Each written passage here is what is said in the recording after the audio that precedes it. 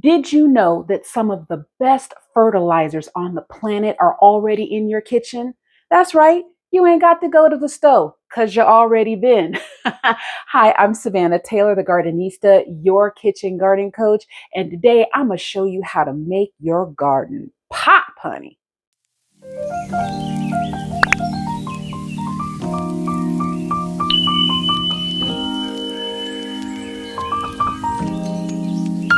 Hey everybody, so welcome back to my channel. Today I'm going to show you 3 of the best do-it-yourself fertilizers that exist, in my opinion. I personally, I have a bag of fertilizer out there somewhere, and I occasionally use it, usually for some things that really are heavy feeders. But to be honest with you, if it was just my compost tea, which I'll discuss in another video, but these 3 items that I'm going to show you today, that's really all you need.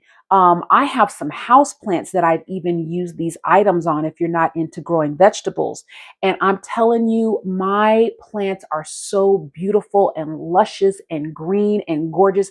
And it does the same thing for your kitchen garden. So we're going to get started. The first thing is the beautiful banana. Now, as you can see, this banana is just about, well, you know, I like my bananas perfectly yellow, to be honest with you.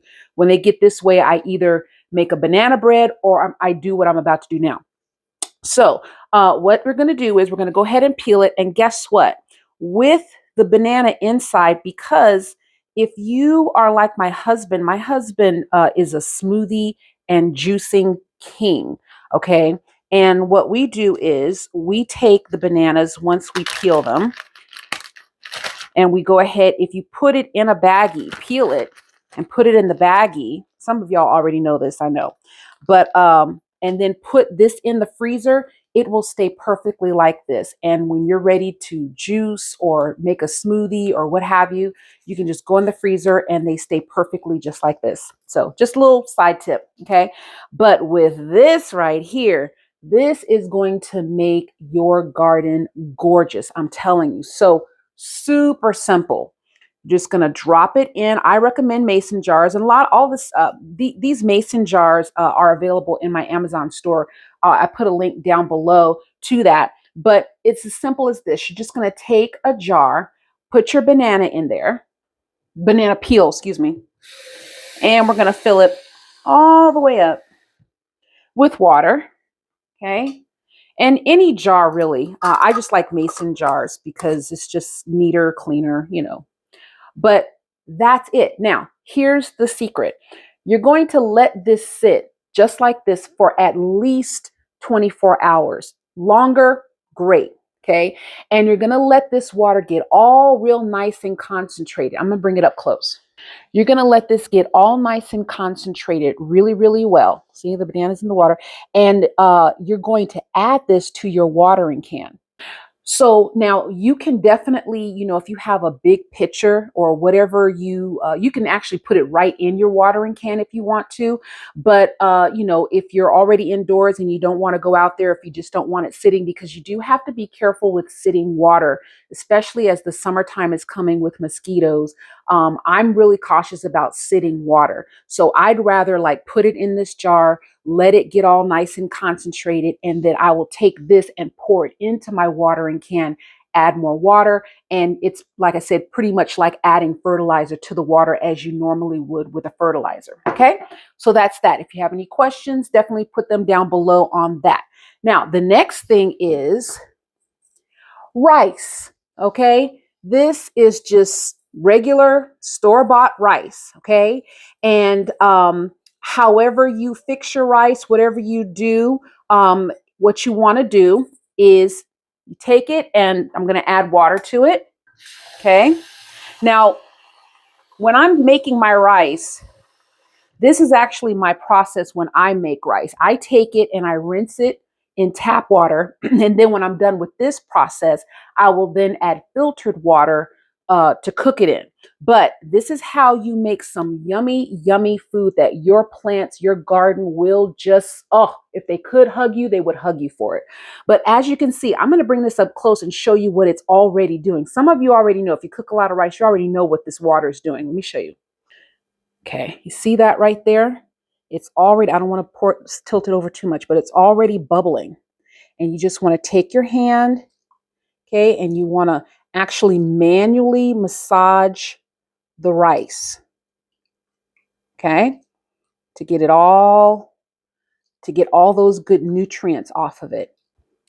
Now, if you have kids, this is really fun to do. But the reason why you don't want to just take the rice and put the water in there and then pour it out is because you're not going to get as much of the good stuff. Rice is high in nitrogen, and I know there's some potassium and phosphorus. The banana peel also has highest potassium that you can give your garden naturally. Potassium and phosphorus, magnesium, I believe the banana has, all of these things that come in store-bought fertilizers, but you can just have it naturally from home. This is organic gardening at its best, you guys. So I've gone ahead and I've massaged that pretty well, and then you just take it, and again, my little handy dandy mason jar, and I'm gonna pour this in here like so. Okay, now normally I will do this twice, and I will even have a bigger jar, or I'll use two of these little jars. And I'll tell you why. Because again, you don't have to use a big old pitcher or whatever. The longer this sits, the better. I'm telling you, fermented rice water. And if you've been online or if you've been on YouTube long enough, you know that rice water has a lot of wonderful benefits. Some people use it in their hair. I won't get into that, but I'm telling you, rice water is, it's like a miracle elixir. Okay. So anyway, this is what I will put my rinsed rice water in, and I will set that aside. And again, you can pour that directly in onto your plants as is, but the longer it sits, the better. Now, I will warn you, the longer it sits, for days later, when you open it, you might want to hold your breath. Okay.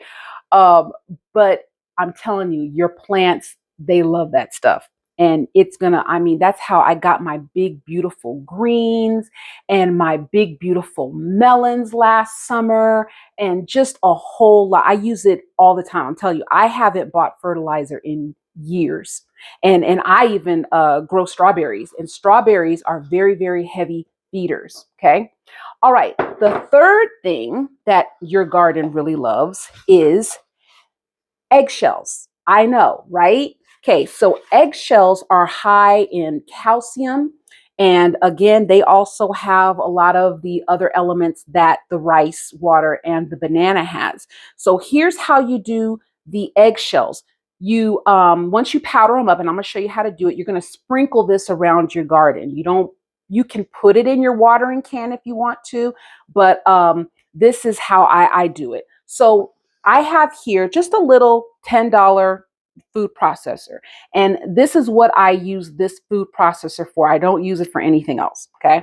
So I take my little food processor here, and you take your eggshells. Now, I've already got some eggshells in there that I've been crumbling up in there. And you can stick the eggshells in there whole. I'm just crumbling it up just to kind of help the process along. Okay. And I will usually I save after we, eat our eggs or whatever, I save the shells. I crack them and I put them right back in there. And then I set this aside so they can get all dried out, which most of them are by the time we're done. Okay. All right. So that's all the eggshells. And then I'm just going to put my food processor thing on here. Okay. Okay. And cover your ears.